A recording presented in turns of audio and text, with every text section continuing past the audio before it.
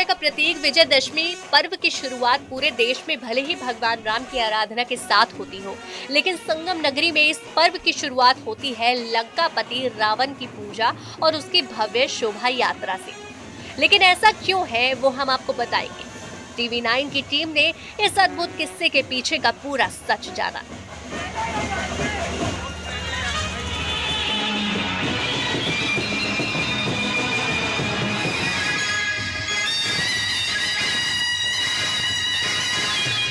पूरे देश में विजयदशमी यानी कि दशहरे की शुरुआत भगवान राम की पूजा अर्चना से होती है, लेकिन संगम नगरी प्रयागराज में रामलीलाओं की शुरुआत रावण की पूजा और आराधना से होती है। भारद्वाज आश्रम जिसे आप देख सकते हैं, यही वो स्थान है जहां से रावण की शोभा यात्रा निकलती है, जिसे स्थानीय भाषा में रावण की बारात कही जाती है। प्रयागराज की कटरा रामलीला कमेटी की तरफ से इसे निकाला जाता है। जगमगाती रोशनी के बीच शान से चल रहे गजराज पर सवार होकर अट्टहास कर रहे लंकापति रावण की शोभा यात्रा है।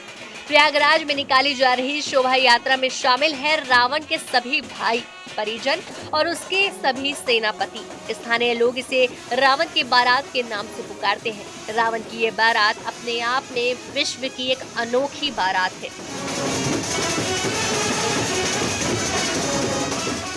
ये हमारे यहाँ कटरा रामलीला कमेटी में ये परंपरा प्राचीन काल से चली आ रही है और इस परंपरा को बढ़ाते हुए हम लोग आज भी दशहरे के प्रारंभ से के पूर्व राजा रावण जी की पूजा करते हैं, उनकी सवारी निकालते हैं, उनका जयघोष करते हैं।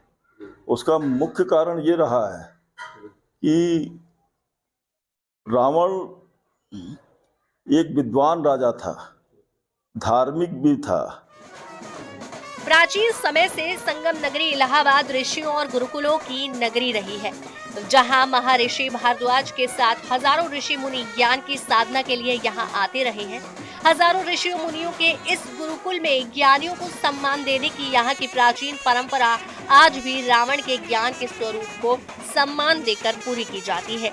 दशानन के सम्मान में यहां रावण दहन पर भी पाबंदी है।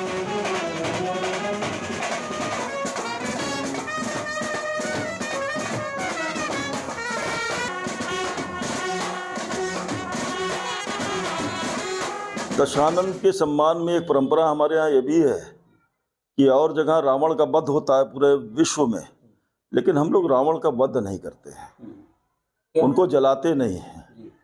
हाँ, उनके सम्मान में, उनके ज्ञान के, उनके धार्मिक अनुष्ठानों के सम्मान में हम लोग रावण का वध नहीं करते हैं। ये परंपरा हमारी प्राचीन समय से चली आ रही है। शोभा यात्रा देखने के लिए हजारों लोग प्रदेश के कोने कोने से यहाँ आते हैं। विजयदशमी के एक पखवाड़ा पहले इस रावण की शोभा यात्रा की शुरुआत इलाहाबाद के भारद्वाज आश्रम से होती है, जहां सबसे पहले लंकापति रावण की भव्य आरती उतारी जाती है और फिर उसे चांदी के हौदे पर बैठाकर हाथी सवारी और बाजे गाजे के साथ शहर की सड़कों पर घुमाया जाता है।